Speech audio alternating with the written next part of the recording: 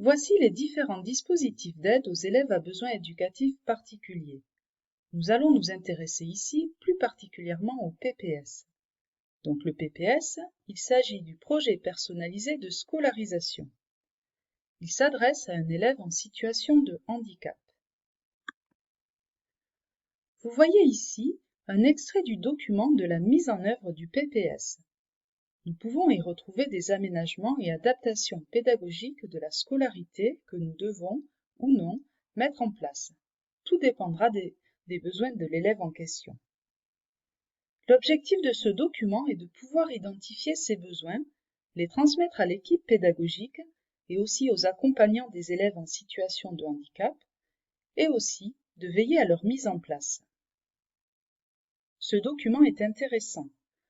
J'estime tout de même qu'il est très difficile à exploiter, notamment quand nous nous retrouvons avec plusieurs élèves dans une même classe qui bénéficient d'un PPS.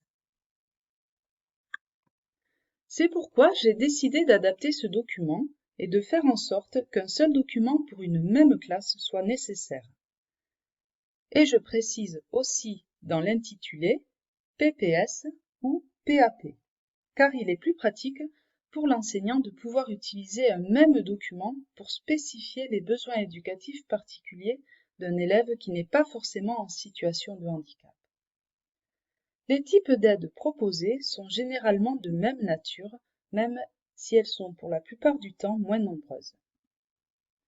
Donc sur la première page, vous voyez en fait une table des matières. Il est vrai que le document reste assez long.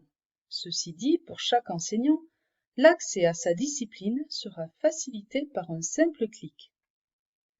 Je vais maintenant vous montrer un exemple qui va concerner toutes les disciplines et qui est à mon sens très important de par la fréquence d'élèves concernés par ces besoins éducatifs particuliers repérés. Par conséquent, les adaptations proposées sont à connaître aussi et à bien prendre en compte.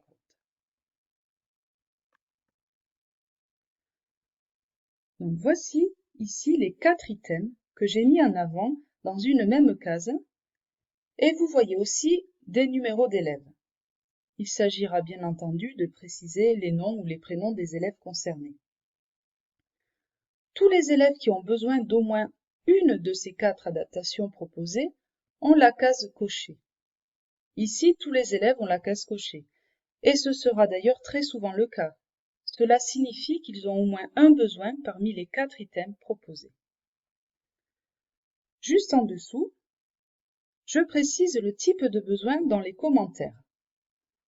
Pour les 2 premiers items, il s'agit de proposer à l'élève une lecture orale ou une écoute audio des textes et supports de la séance. Ensuite, il s'agit d'adapter la mise en page des documents. Alors cela, c'est assez spécifique et cela demande du travail de la part des enseignants. Je vous donne des astuces à ce sujet dans une autre vidéo. Vous trouverez le lien en dessous de celle-ci. Ensuite, je me suis permise de rajouter ici 2 items qui étaient à l'origine en mathématiques et en français, mais pour lesquels il me semble qu'il n'y a pas de raison de limiter l'application à ces seules disciplines. En mathématiques, il s'agit de l'autorisation d'utiliser des repères couleurs lors des calculs en colonne. Cela peut bien entendu aussi être utile dans d'autres disciplines. Et enfin en français, faciliter la production d'écrits. Le passage à l'écrit, c'est important et pas seulement en français.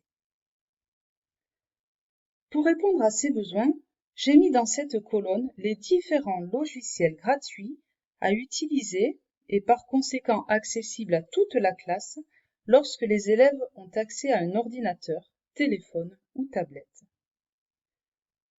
Si jamais cela vous intéresse, je vous présente comment nous pouvons mettre en œuvre concrètement ces adaptations dans d'autres vidéos.